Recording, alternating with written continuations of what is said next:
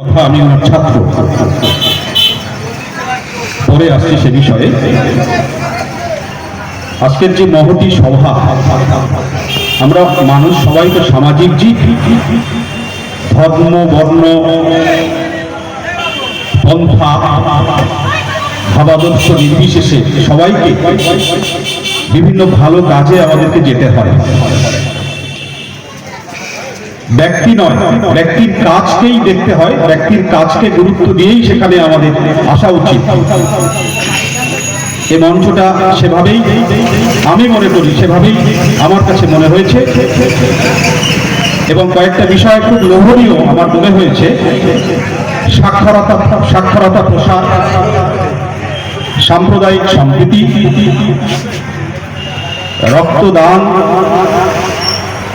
শেষে নিশ্চিতভাবে আমি বলবো আমার একেবারে প্রথম জীবনের যিনি উপাচার্য ছিলেন, আমি তাকে কাছে পেয়েছি, এই লোকটা আমি সামলাতে পারি না। স্বাভাবিকভাবেই আজকের এই সভাটা, এই অনুষ্ঠানটা বিশেষ তাৎপর্যপূর্ণ, সামাজিক দিক থেকে, রাজনৈতিক দিক থেকে তো বটেই। আজকের এই যে সাক্ষরতার যে বিষয়টা, আমরা মুসলিম সম্প্রদায়ের লোক যাদের পবিত্র ধর্মগ্রন্থ কোরআন, তার প্রথম শব্দটাই কিন্তু সাক্ষরতা, স্বাক্ষর, শিক্ষা দিয়েই কিন্তু আল্লাহ পাক মানুষকে নির্দেশ দিয়েছেন, ইকরা বিসমি রাব্বিকাল্লাযী খালাক। আপনাকে সাক্ষর হতে হবে, জানতে হবে। আমরা যদি রক্তদানের কথা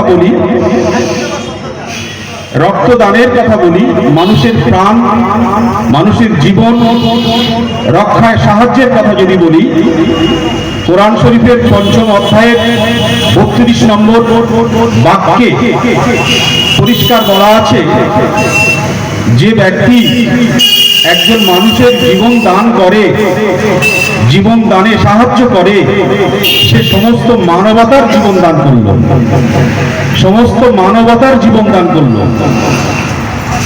ফলে এরকম একটা মহতী সভায় জাতি ধর্ম বর্ণ নির্বিশেষে, রাজনৈতিক সামাজিক সমস্ত আদর্শ নির্বিশেষে কেন মানুষ আসবে না? আসবেই, আসা উচিত। সম্প্রীতির আজ বিশেষ দরকার। সম্প্রীতি নিয়ে বলতে গেলে তো সারাদিন লেগে যায়। আমাদের মনে রাখতে হবে সংক্ষেপে যে আমরা সম্প্রীতি শুধু মুখে দেখালে হবে না। শুধু ধর্মীয় সম্প্রীতি, সাম্প্রদায়িক সম্প্রীতির ব্যাপারটা নয়, ব্যাপারটা কিন্তু নানা দিক আছে, সমাজের নানা দিকে সম্প্রীতি।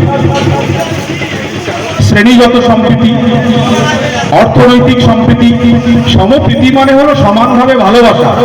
সমানভাবে ভালোবাসা মুখে হয় না, আপনাকে কাজে দেখাতে হবে। আপনার সংসারের ৪ জন মানুষ, সেখানে ৩ জন চাকরি করে, ২ জন চাকরি করে। আমার সংসারে ৪ জন, ১ জনও চাকরি করে না, এটার নাম সম্প্রীতি নয়। সম্প্রীতি দেখাতে গেলে সম্প্রীতির কার্যকরী রূপ আমাদের সামনে থাকতে হবে। আমরা যদি